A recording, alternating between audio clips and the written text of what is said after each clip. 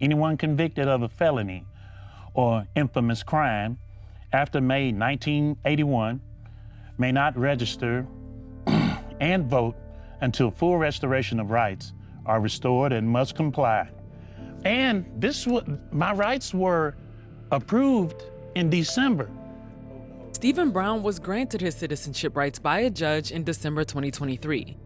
But while he was waiting for final approval from the Elections Division, they revealed that full citizenship also included regaining your gun rights. Brown's felony drug charge is one of the many convictions that prevents someone from getting back their gun rights in Tennessee. Without gun rights, Brown and people convicted of other crimes on the list now have no way to ever become voters. What was it like to get this letter in the mail? How did you feel? It was deflating because I felt like I met everything you needed. When the judge signed it, I was like, me and my wife were like, oh, that's it. We good. And then to get this, I was like, that was foul. Foul, deflating. And of course, I can get a little emotional about it because you find yourself willing to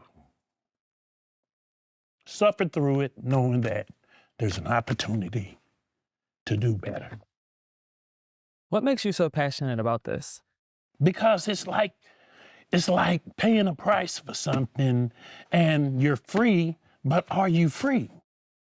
Are you free? Has the price been paid, or does it mean that the goalpost continues to be moved?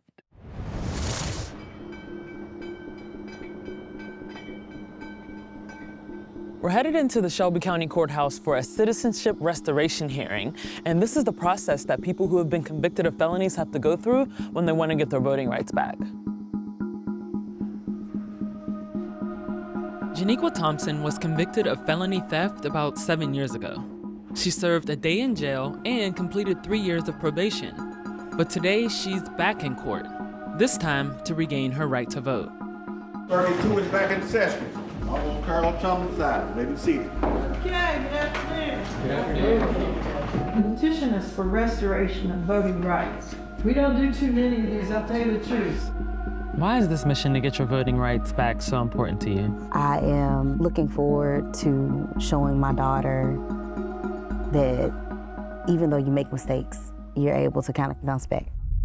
Tennessee has some of the strictest policies for regaining voting rights in the U.S. People have to meet a series of requirements, such as paying off court fees and completing parole.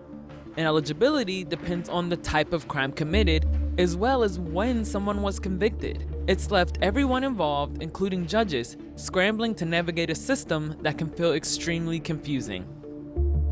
I'm gonna get my questions out there early, okay? These court hearings are like any other, where the judge has the discretion to ask any questions or request any additional documentation. Is your position that the maximum sentence imposed by the court has expired? Yes, ma'am. Okay. Yes, Judge. It would be nice to have some certified record from the criminal court that shows that the sentence has expired. Which has happened, and I would argue that Ms. Thompson can say that it has happened. But I want something in the record that says you're done. That's actually not something that happens with regularity. If I could have just one moment with counsel. Yeah, they'll talk with each other and look at this case. Decisions.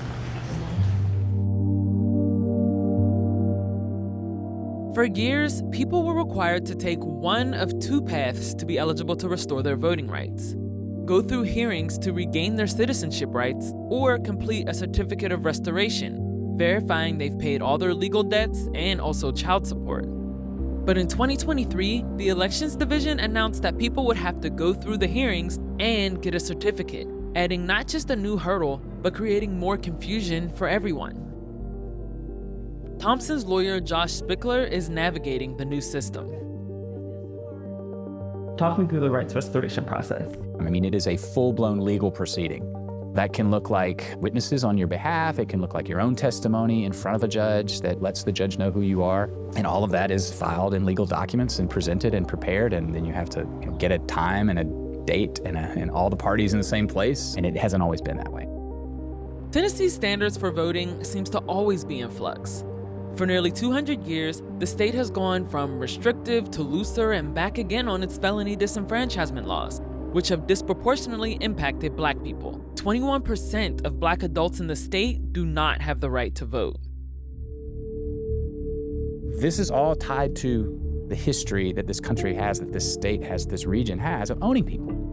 And not letting people vote, not letting people fully engage as citizens, is in some ways still owning them, still controlling them, their bodies, their voices, in ways that we've always done ever since we settled this area.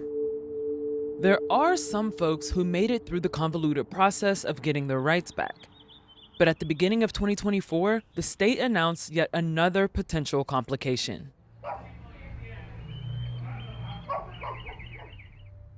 Anyone convicted of a felony or infamous crime after May 1981 may not register and vote until full restoration of rights are restored and must comply. And my rights were approved in December. Stephen Brown was granted his citizenship rights by a judge in December 2023. But while he was waiting for final approval from the Elections Division, they revealed that full citizenship also included regaining your gun rights. Brown's felony drug charge is one of the many convictions that prevents someone from getting back their gun rights in Tennessee. Without gun rights, Brown and people convicted of other crimes on the list now have no way to ever become voters. What was it like to get this letter in the mail? How did you feel? It was deflating because I felt like I met everything you needed. When the judge signed it, I was like, me and my wife were like, oh, that's it. We good. And then to get this, I was like, that was foul. Foul, deflating. And of course, I can get a little emotional about it because you find yourself willing to suffer through it, knowing that there's an opportunity to do better. Yourself willing to suffer through it, knowing that there's an opportunity to do better. What makes you so passionate about this? Because it's like paying a price for something and you're free, but are you free? Are you free? Has the price been paid, or does it mean that the goalpost continues to be moved? Inside Story reached out multiple times about Brown's experience to the governor's office, the Tennessee Secretary of State, and the Elections Division for an interview, as well as a request for comment for this story. None replied. Disenfranchisement laws vary across the U.S. Many legislatures have actually expanded voting rights over the past 30 years. But Tennessee and some neighboring states remain outliers. Nicole Lewis has been reporting on voting rights since 2018. So in the past, if you go to prison, you lose your voting rights. In some states, that means you lose your voting rights pretty much forever. And so the legislation that's been passed in the last few years set to sort of change that. It polls actually pretty well. Most of the country thinks once you pay your time, once you pay your dues, you can get your rights back. But the gap between the law changes and actually being able to show up on election day or to get your name back on the voter rolls is gigantic. Is the system working as designed? The legislation is working as designed, right, to keep certain people out and away. And I think the big picture here, why this really matters, is that there are so many races, particularly at the local level, that are won and lost on 1,000 votes, 100 votes. The margins are just getting so much smaller. It means that low-income people, people of color, Black people, don't get to have the same vision, right, or participation in achieving that vision in the United States because they're not able to vote. During the hearing, Thompson's friends and mentors called her an upstanding, productive member of society.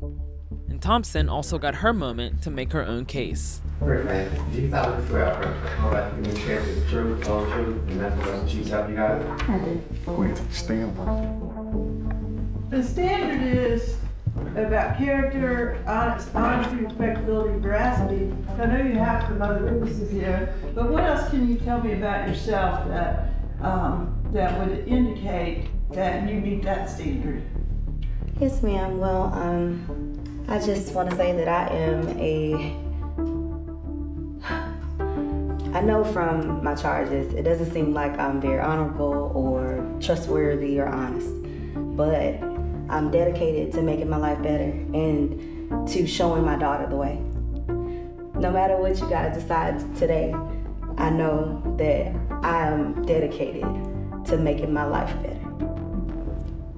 Now, are you actively seeking employment? Yes, ma'am. Oh, okay. Have you been evicted? Oh, yes, ma'am. Okay. Yes, ma'am. You have one pending right now. Is that true? Yes, ma'am, but I believe they're dropping that as well. I just paid it down. Okay, you can step down. Thank you. Do you have any closing arguments? I do not, Judge. The state is not opposing the restoration of her citizenship rights, her firearm rights. Then I guess I have a question about whether we have to have an additional hearing or what that process looks like. A court is not going to give a direct ruling today, but wants to get certain things in the record. It would be nice, I'm not saying I'm requiring that, but it would be nice to have something in the record that shows she's got a payment plan for those court costs. You have to respect the court to pay those fees and those costs, and it's hard because I know you're in the middle of eviction, but I'm just saying that's part of what you have to do as a good citizen. So those are the things the court would like to see. Any questions? Okay. If there's no further business, you all can be excused. All right. Some court stays in recess. Next court, Mr. Fowler. What just happened? That was over 2 hours. I did not expect it to last that long. Can you just give us an overview of what we just witnessed? Sure, yeah. I think what we just learned and what just happened is that no one really knows how this looks. We just sat in a courtroom for 2 hours and went back and forth about a person's request to vote. That's it. That's all she wants.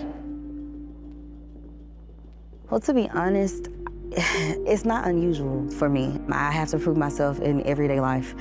America, they say that when you go to prison, it's for the reform. It's to make you better. Or they say, oh, this is your punishment. When this sentence ends, then now you are back to being a citizen again. But that's not true. A lot of things are just stripped away from you, and they don't stop punishing you. I'm sorry, but I'm constantly trying, and I'm climbing, and I'm bruised, and I'm broken. I know I deserve to be here. I know I deserve to be forgiven.